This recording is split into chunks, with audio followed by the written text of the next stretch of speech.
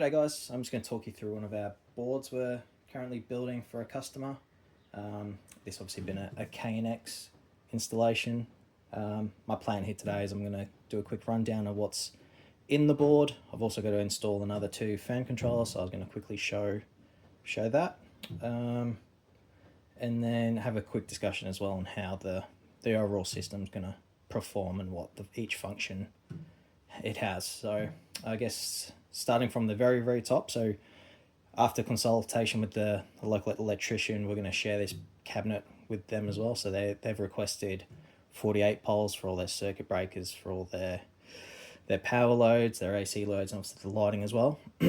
So we're going to provide the board and all the KNX system, and then the local on-site sparky is going to do all the wiring, as he's already wired the building itself. So the top 2 rows are completely reserved for himself, and then down below we've got our KNX control system, and we've after speaking with the client also, we've left plenty of space for additional modules to be put in later. He wants to future-proof this build, so hence why there's a bit of spacing left in the board as well. So starting from the top, we've got our Theban PSU. This obviously provides bus voltage as well as an auxiliary power supply for devices that generally carry a slightly higher load. So that generally as well, the auxiliary is your white and yellow pair, and your bus pair is your black and red.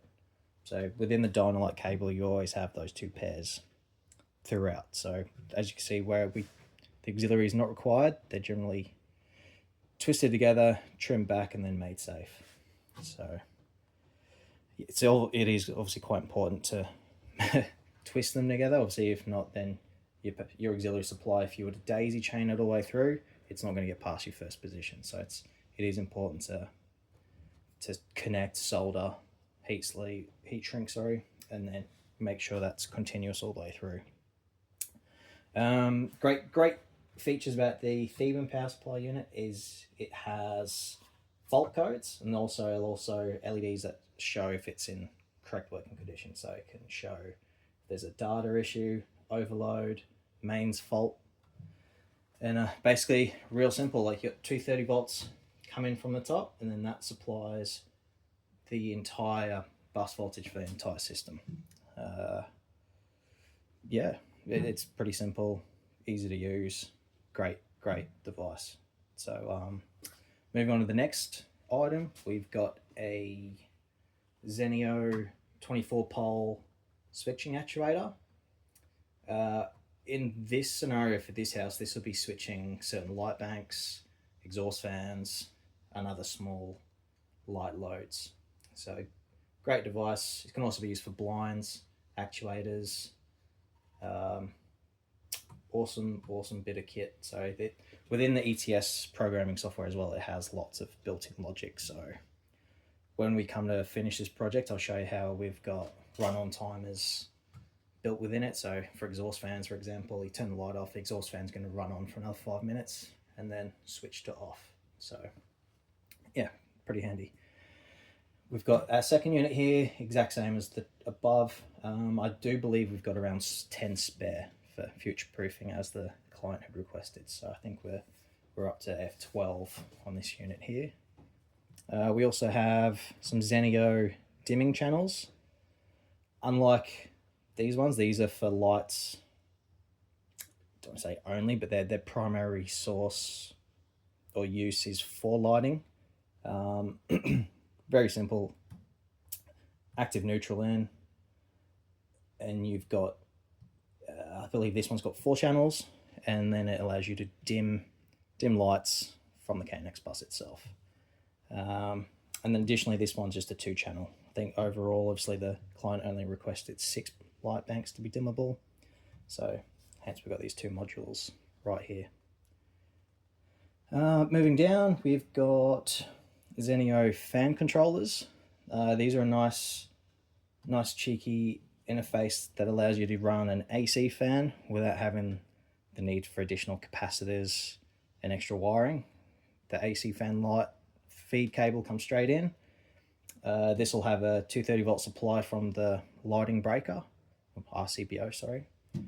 And then, so it'll have a 230 volt feed in, The fan itself will then just be terminated in the, it'll take the active and neutral, and then within the unit itself it has capacitors and its ability to switch capacitance through to the fan, which changes your fan speed. I believe it's got up to 4 speeds from memory.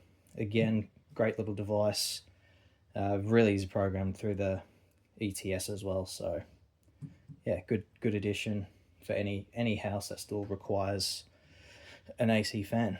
Obviously the client could have gone DC, but he didn't want to have to run it off a remote. He wanted it still integrated it in with the lighting control or the KNX system, so we've gone with these. And then below here we have a IP gateway interface. Basically the client also has a need to interface with the bus over IP to add in extra APIs. We've allowed, he will be doing his external parts. We're just providing basic interface with it and general group addresses, so he'll be able to switch things over IP. So nice little device too. You can also program through the device as well, which is pretty handy. So yeah. As to the board itself, it is a built board, 168 pole, quite a nice large board. Nice features, it does have all these neutral earth bars, so if you've got mixed RCBO circuits, there's no need for additional neutral bars, because obviously you have your main neutral, main earth bars on the top already, so it negates the need to have extra bars in there, so you can have a dedicated neutral bar, and obviously your earth would just have to be linked in between, but we'll leave that for the local electrician to do. And also here you might be wondering what this is. This I generally do on most jobs as basically the connection point for the field wiring. We'll come to this point. So obviously the electrician's already roughed in his control bus cable for all the switch panels.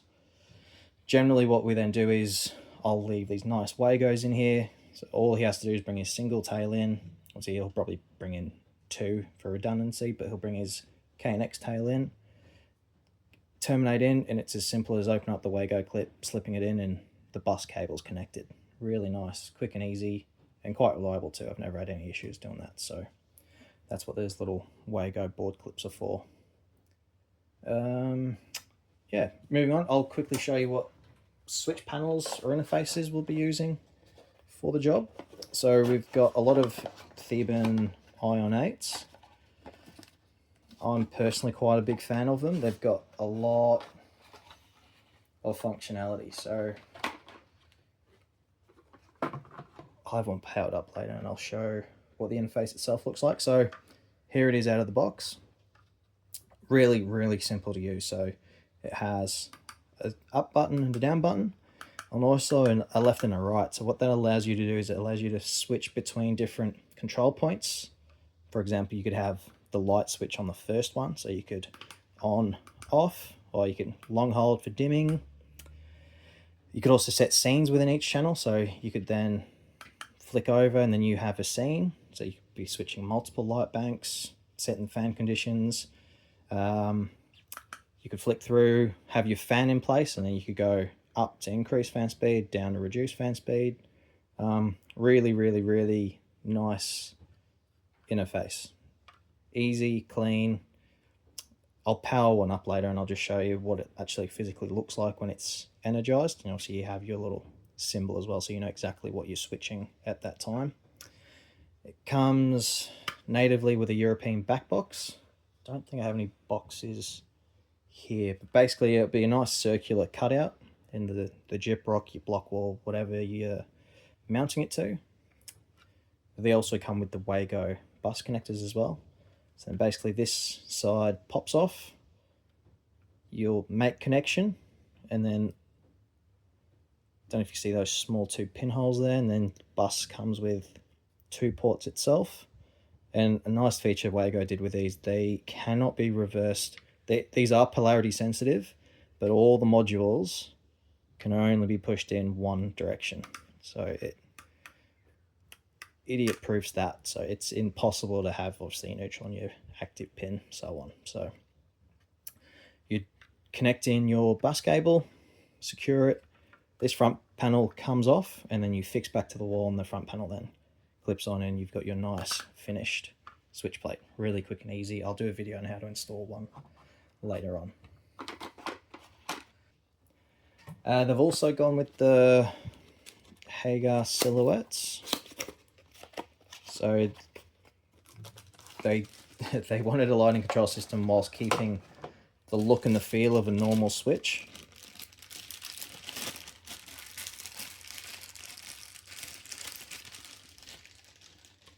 So the benefit to this one is, like any other Hagar switch plate you'll see kicking around, they are identical. It comes with a momentary push button, like nice tactile push button with a built-in LED, and then basically comes with a little connection bus cable that connects straight into the back of the switch plate. You'll lock that plate in, and then the way it interfaces with the KNX, back in there,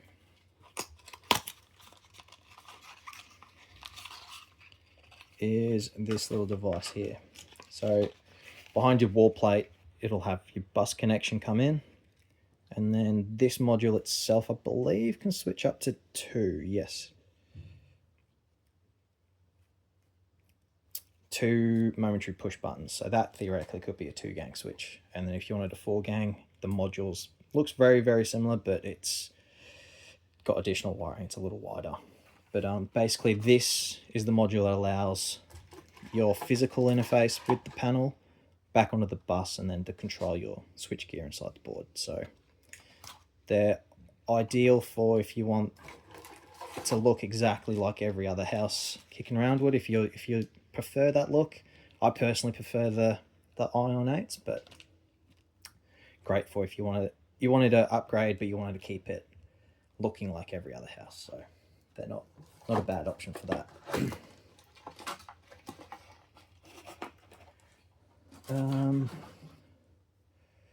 Yeah, I think I'll go on. I'll wire up these 2 extra fan controllers, and then we'll go from there.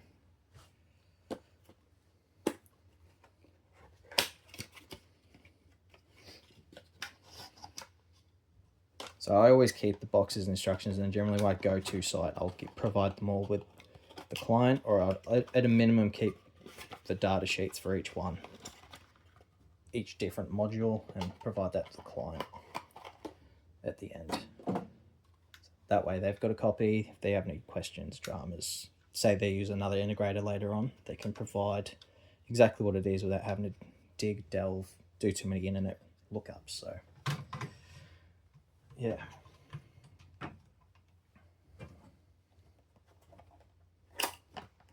They do generally come with stickers.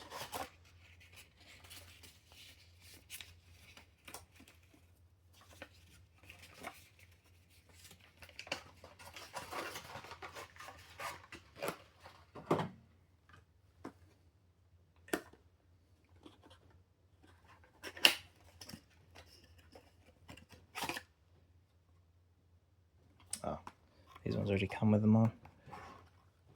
So simple serial number, ISN number, just for tracking. And obviously on the front here, it should have the same serial number, an ISN number. It's good for not so much small houses, but especially for larger commercial jobs. It's a good way of tracking what's physically installed onto a job site. And if a module fails, you've got reference parts numbers to reference back to, so you can order a new one, get that back running nice and quickly. And the real benefit to the way this KNX system's designed, it's essentially a decentralized PLC. So if one module fails, the entire system will carry on working as it should. It'll just be that one module itself. Output won't work, and it's pretty reasonably quick and easy to rip that out.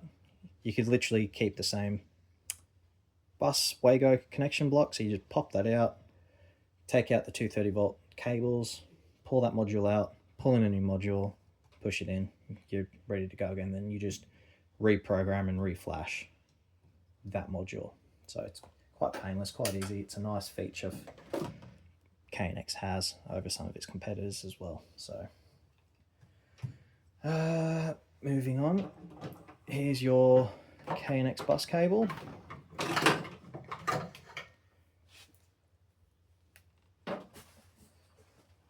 like to get a little size off first.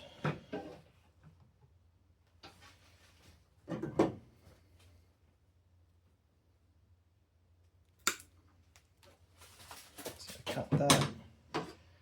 These Knipex strippers are perfect for stripping bus cable. Don't know how I used to do it without them.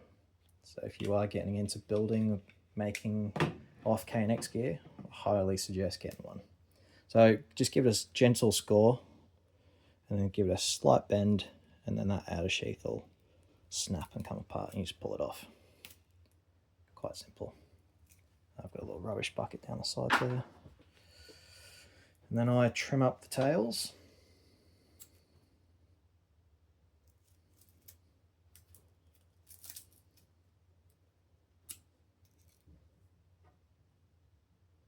I'll just get my bucket, put it on the other side of me.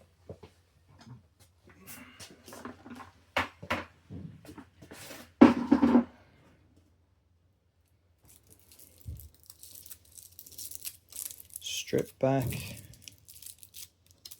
the shield, trim, and the outer sheath plastic. Now it does also come with a drain wire. It obviously is there for giving EMF current another path back down to earth, so it reduces the amount of EMF you have within the bus cable, so it reduces the amount of drop packets, makes the connection more stable. Because it's going so close down to the bottom here and there's going to be no additional 230 volts down, there's no real requirement for me to join that through. There's going to be very, very little EMF down on this bottom end. So in this particular scenario, I'm just going to pull that out. Split the cores.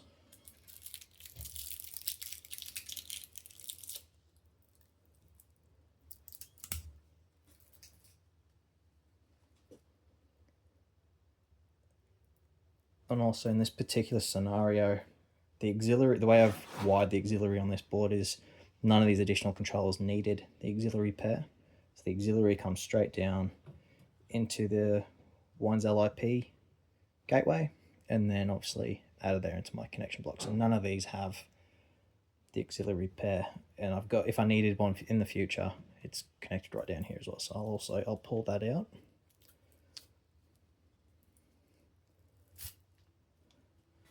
Unneeded pair. But if you're doing lots of connections all day, it's handy to keep hold of little small lengths like that for jumpers and all the rest of it. So drop that one down there.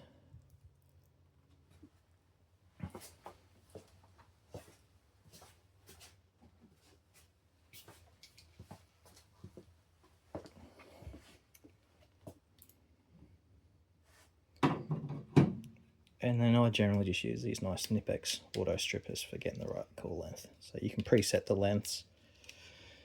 Really simple to use. Push them in, pull the latches, and they'll automatically strip and self-tension themselves. So they're, if you're doing it all day, great tool. That way you're not nicking cores, you're not snapping them. They're ready to go first time, every time. So again, if you're building lots of boards, highly recommend the Knipex auto strippers.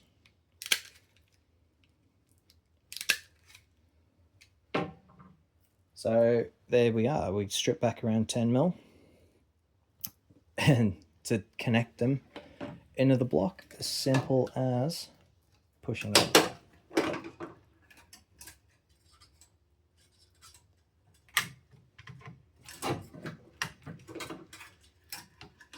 And then to pull out, you just give it a nice twist and pull outwards.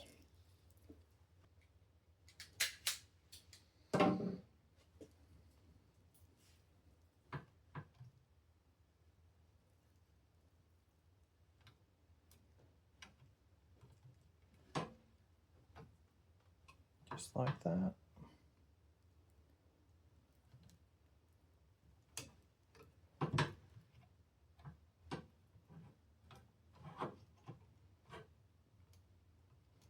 Just like that. And again, protect the cores as you roll them over.